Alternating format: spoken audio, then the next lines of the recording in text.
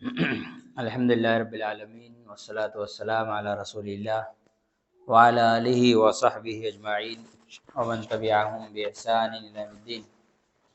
اشہد ان لا الہ الا اللہ وحدہ لا شریک لہ واشہد ان محمدا عبدہ ورسولہ، اما بعد، قال اللہ تبارک وتعالی انک لا تہدی من احببت ولکن اللہ یہدی من یشاء۔ اس سے قبل کا جو درس تھا وہ تھا شفاعت سے متعلق، سفارش۔ اس کے بعد جو باب ہے وہ ہے ہدایت سے متعلق،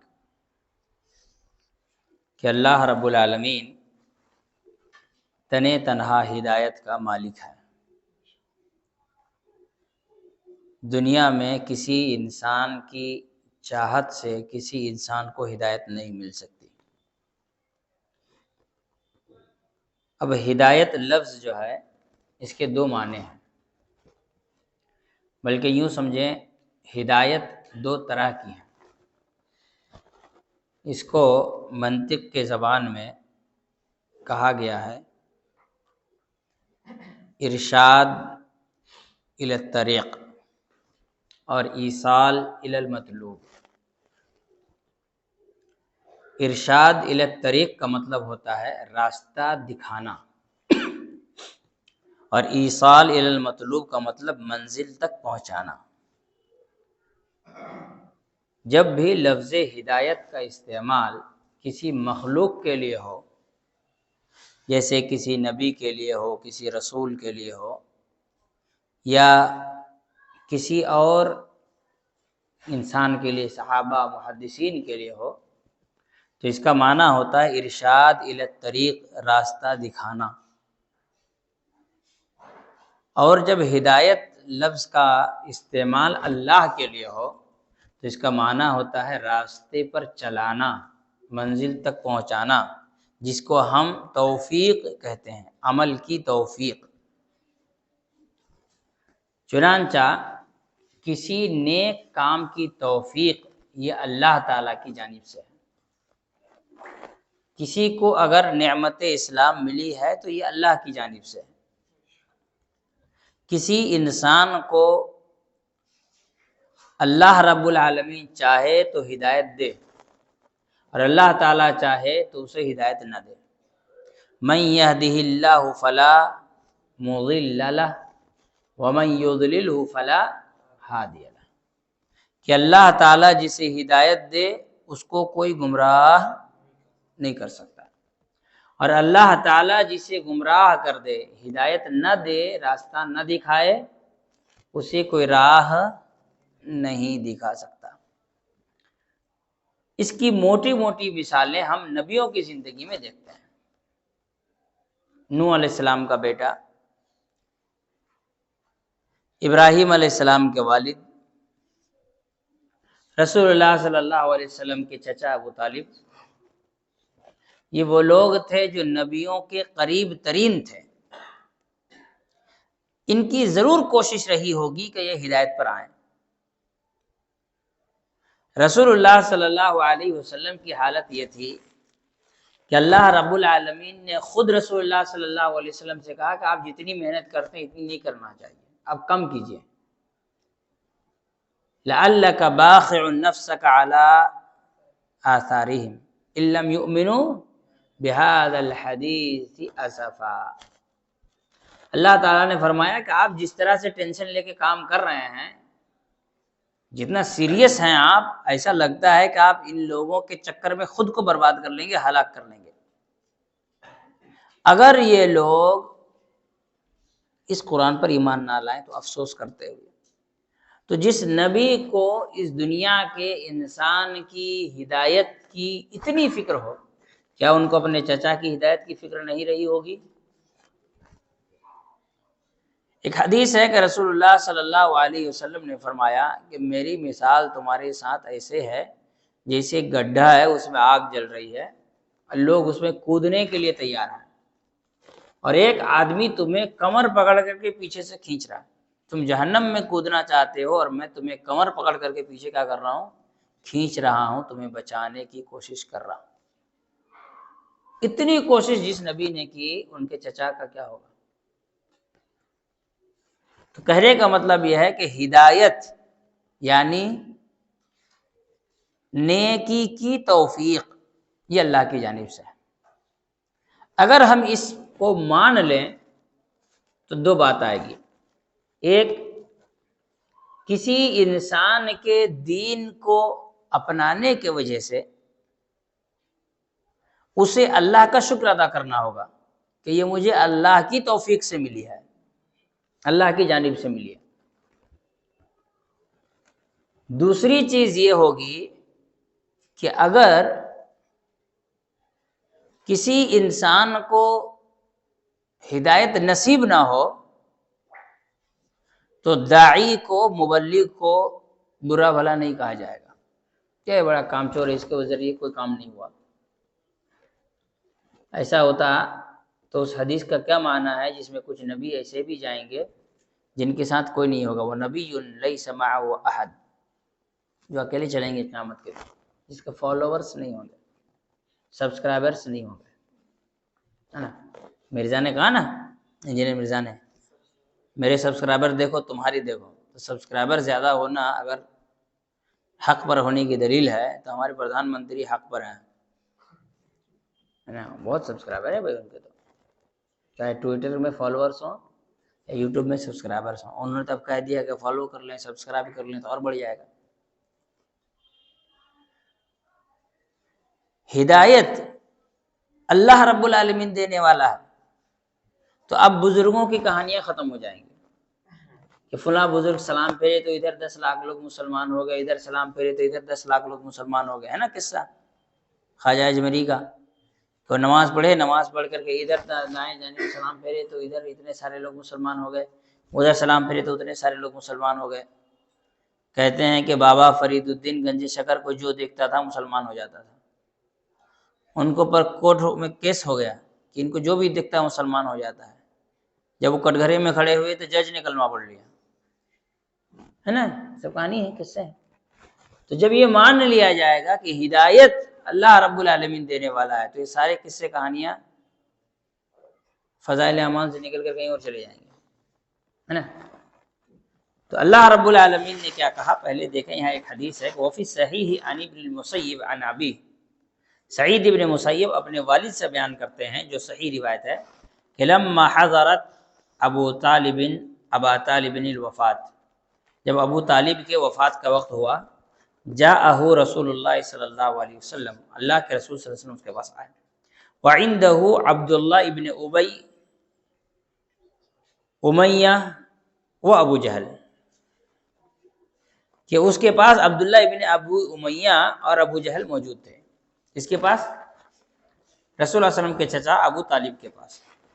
فقال له، تو کہا ان سے، یا عمی، رسول اللہ صلی اللہ علیہ وسلم نے کہا کہ اے میرے چچا، قل لا الہ الا اللہ، آپ لا الہ الا اللہ کہہ لیجیے، کلمتاً، ایک دفعہ، احاجوک لک، احاجو لک بہا عند اللہ، میں اس کلمے کے ذریعے اللہ رب العالمین کے سامنے سفارش رکھوں گا۔ فقال، تو ان دونوں نے کہا، لہو، اس سے، ابو طالب سے، اترغب عن ملت عبد المطلب، کہ کیا تم عبد المطلب یعنی اپنے باپ کے دین سے لوٹ جاؤ گے؟ فاعاد علیہ النبی صلی اللہ علیہ وسلم، فاعاد، رسول اللہ علیہ وسلم نے پھر اپنی بات کہی، تو پھر ابو جہل اور عبداللہ ابن ابی امیہ ان دونوں نے اپنی اپنی بات کہی۔ فکان آخر ما قال، تو آخری بات جو کہا ابو طالب نے، علی ملت عبد المطلب، میں عبد المطلب کے دین پر اس دنیا سے جا رہا ہوں۔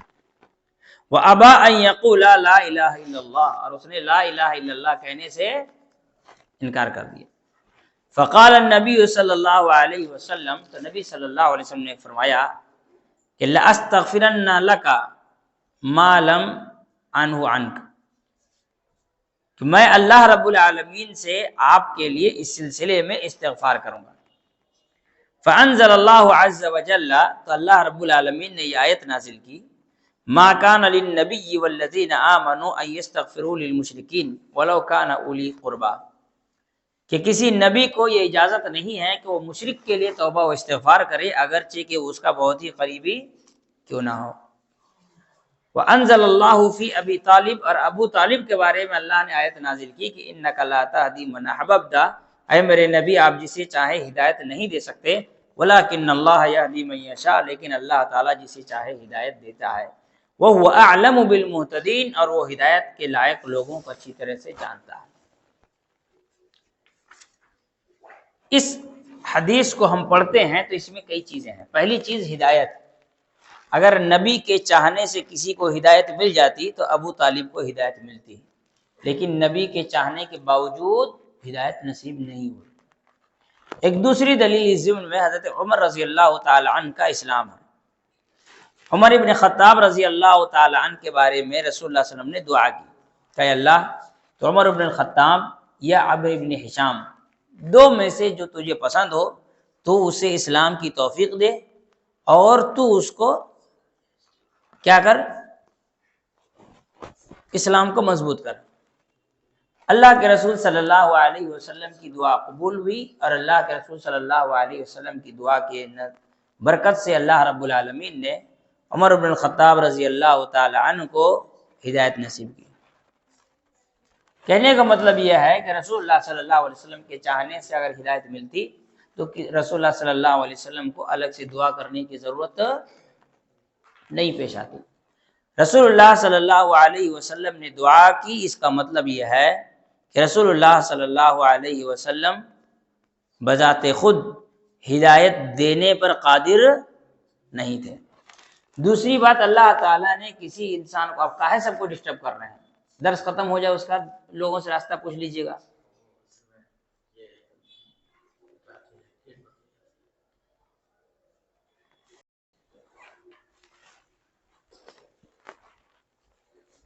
کہنے کا مطلب یہ ہے کہ اللہ کے رسول صلی اللہ علیہ وسلم کی رویت سے اگر رسول اللہ علیہ وسلم کو صرف دیکھنے سے اگر ہدایت نصیب ہوتی تو ایسی صورت میں اللہ کے رسول صلی اللہ علیہ وسلم کو حضرت عمر کے لیے دعا کی ضرورت نہیں پڑتی۔ تو معلوم یہ ہوا جو لوگ اپنے بزرگوں کے لیے اس قسم کے واقعات بیان کرتے ہیں وہ نبی کی توہین کرتے ہیں۔ دوسری بات یہ ہے استغفار۔ استغفار کیا ہے؟ ایک طرح سے یہ سفارش ہے، شفاعت ہے کہ اللہ تو اسے معاف کر دے۔ ایک طرح سے کیا ہے؟ سفارش ہے، شفاعت ہے۔ اور کوئی انسان کتنا بھی قریبی کیوں نہ ہو، اگر وہ کلمہ توحید کا اقرار کرنے والا نہیں ہے تو نبی صلی اللہ علیہ وسلم کو بھی اختیار حاصل نہیں ہے کہ ان کی سفارش کریں۔ بات سمجھ میں آئی؟ اس سے پہلے والا باب کیا تھا؟ سفارش، شفاعت کا نا، اور اس کے بعد والے باب میں یہ حدیث نقل کر رہے ہیں۔ تو بتانے کا مطلب یہ کانٹیکسٹ یہی ہے کہ آدمی کلمہ کتنا بھی پڑھ، کیا آدمی کتنا بھی قریبی کیوں نہ ہو جائے، اگر وہ کلمہ پڑھنے والا نہیں ہے، مسلمان نہیں ہے، تو اللہ تعالیٰ اپنے نبی کو بھی اختیار نہیں دے گا کہ وہ ان کے لیے سفارش کرے۔ ما کان للنبی والذین آمنوا ان یستغفروا للمشرکین۔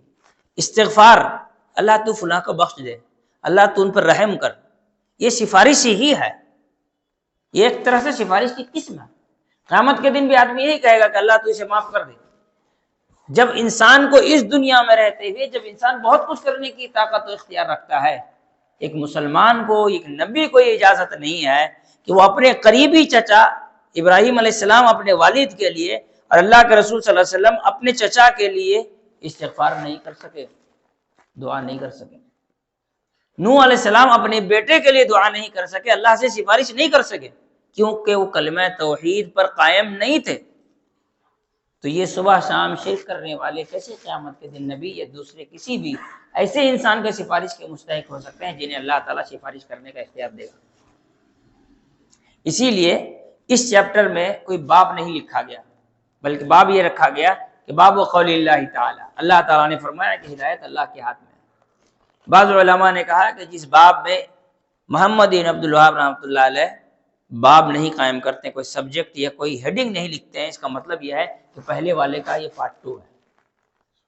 تو اس اعتبار سے دیکھا جائے تو یہاں یہ بتانا مقصد ہے کہ اگر کوئی انسان کلمہ توحید نہیں پڑھتا ہے، کوئی ایمان میں نہیں ہے، کسی کی زندگی میں شرک ہے، تو نبی کو جب اختیار نہیں ہے کہ ان کی سفارش اس دنیا میں کرے تو قیامت کے دن بھی نہیں ہوگی۔ اور جب نبی کو اختیار نہیں ہے تو کوئی پیر، کوئی فقیر، کوئی ولی، کوئی بزرگ یا کوئی کچھ کیسے کسی کی سفارش کر کے کسی کو نجات دلا سکتا ہے؟ پھر غوث پاک کا دھوبی کا کیا حال ہوگا، جس کے لیے غوث پاک خود قبر میں جا کر کے وہ فرشتے کو پکڑ کے مار رہے تھے یا پٹا نہیں کیا پتہ نہیں کیا کر رہے تھے، اس کا کیا ہوگا بیچارے، ہے نا؟ جو بہت قصہ ہے احمد نقشبندی اور دوسرے لوگ سے سناتے پھرتے ہیں نا، سفارش سارا کا سارا شرک اسی سفارش میں جا کے پھنسا ہوا۔ ہم سفارشی مان کر ہی اس کی عبادت کرتے ہیں۔ اللہ تعالیٰ نے کہا کہ جب ہم نے کسی مشرک کے لیے سفارش کی اجازت نبی کو اپنی زندگی میں نہیں دیا تو قیامت میں ہم کیسے دے سکتے ہیں؟ اور جب نبی کو اختیار نہیں حاصل ہے تو کسی اور کو کیسے یہ اختیار حاصل ہو سکتا ہے؟ لہذا یہ دوسروں کے کاندھوں پر پیر رکھ کر کے جو جنت میں گھسنے کی کوشش ہے، یہ دنیا میں آدمی کر سکتا ہے، آخرت میں نہیں ہے کہ دوسرے کے کاندھے پہ ٹانگ رکھ کے آدمی جنت میں گھس جائے گا۔ پھر وہ واقعہ بھی جھوٹا ثابت ہوگا جس میں یہ ہے کہ امام حنیفہ رحمۃ اللہ علیہ ایک ٹانگ پہ آدھا قرآن اور دوسرے ٹانگ پہ آدھا قرآن پڑھے، ہے نا؟ اس کے بعد خانہ کعبہ کے کونے سے آواز آئی کہ ابو حنیفہ ہم تجھ سے خوش ہوئے، ہم نے تجھے بخش دیا اور جتنے تیرے مقلد ہوں گے سب کو بخش دیں گے، بھائی وہ چور چمار چنڈال کچھ بھی ہو، ہے نا؟ اب اسی وجہ سے بڑے ہمت کے ساتھ شرک بھی کرتا ہے، چلو امام حنیفہ کا مقلد ہے وہ بھی بخشائے جائیں گے، کیا ضرورت ہے؟ پھر وہ حلالہ بھی کرتا ہے، زنا بھی کرتا ہے، چوری بھی کرتا ہے، ڈکیتی بھی کرتا ہے، لوٹ کھسوٹ کرتا ہے، پان تمباکو کھینی گٹکا بھی کھاتا ہے، لوگوں کے ساتھ دھوکہ دھڑی بھی کرتا ہے، جناب امام حنیفہ کا مقلد بخش دیے جائیں گے کیونکہ امام حنیفہ سے اللہ نے وعدہ کر لیا ہے۔ وعدہ تو یہ بھی ہے کہ جو بھی غوث پاک کا مرید بن جائے گا وہ ویسے ہی بخش دیا جائے گا، فرشتے اس سے سوال بھی نہیں کریں گے، نہیں تو یہ غوث پاک آ کے اس کا گردن نہ تو پوچھ لیں نا۔ یہ تو اللہ کے نبی نے یہ گارنٹی نہیں لی کہ کوئی میرا امتی ہوگا پکا سچا تو اگر فرشتہ تنگ کرے گا تو ہم آ جائیں گے، یہ کسی صحابی کو گارنٹی نہیں ملی، یہاں یہ سب گارنٹیاں بٹ رہی ہیں۔ تو بتانے کا مقصد یہ ہے کہ اللہ رب العالمین کسی بھی مشرک کے لیے مغفرت کے سارے دروازوں کو بند کر دیا اگر وہ بنا توحید کے اقرار کے مرتا ہے۔ اگر بنا توحید کے اقرار کے مرتا ہے تو اس کے لیے مغفرت کے سارے دروازے بند، حتیٰ کہ نبی کو اپنی زندگی میں بھی ان کے لیے دعا کرنے کی اجازت نہیں دی گئی، ان کے لیے دعا کرنے کی اجازت نہیں دی گئی۔ جب نبی کو نہیں ملی تو کسی اور کو کیسے مل سکتا ہے؟ تو یہ بات یہاں پر بتانا مقصود ہے۔ یہاں ایک بات یہ بھی بتانا ہے کہ دنیا میں مرتے دم تک انسان کو گمراہ کرنے والے موجود رہیں گے، جیسے کہ ابو جہل۔ تیسری بات یہ ہے کہ انسان بہت دفعہ اپنے ماں باپ سے اتنی تعظیم کرنے لگتا ہے، محبت کرنے لگتا ہے کہ وہ اپنے آخرت کو بگاڑ لیتا ہے، لیکن اپنے ماں باپ اپنے بزرگوں کی محبت کو چھوڑنا نہیں چاہتا۔ جیسے کہ ابو طالب، اپنے باپ کے دین پہ مروں گا، مجھے کیا کہتے ہیں کوئی نبی کا دین مجھے نہیں چاہیے۔ اور اس میں یہ بھی ایک چیز پوشیدہ ہے کہ اللہ کے رسول صلی اللہ علیہ وسلم نے فرمایا کہ قل لا الہ الا اللہ کلمۃ، ایک مرتبہ آپ لا الہ الا اللہ کہہ لیجیے بس۔ مطلب یہ ہے کہ انسان لاکھ گنہگاروں سچے دل سے لا الہ الا اللہ کہہ لیتا ہے اگر، تو ایسی صورت میں اس کے سارے گناہ بخش دیے جائیں گے۔ جیسا کہ ایک صحابی رسول اللہ صلی اللہ علیہ وسلم کے پاس آئے، کہنے لگے کہ اللہ کے رسول صلی اللہ علیہ وسلم میں ایمان لانا چاہتا ہوں، اپنا ہاتھ بڑھائیے۔ اللہ کے رسول نے ہاتھ بڑھایا تو انہوں نے ہاتھ کھینچ لیا۔ تو کہا کہ تم ہاتھ بڑھا کے خود ہی کھینچ رہے ہو؟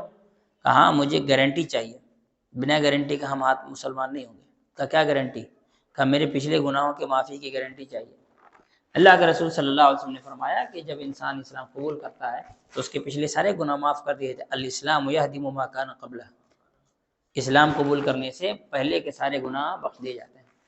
تو یہ کلمہ لا الہ الا اللہ اتنا پاورفل ہے کہ بڑا سا بڑا وائرس اس کے سامنے نہیں ٹک سکتا ہے۔ کلمہ لا الہ الا اللہ پڑھنے کا مطلب کیا ہو گیا؟ پورا فارمیٹ مار دیا گیا، سارا پرانا ختم۔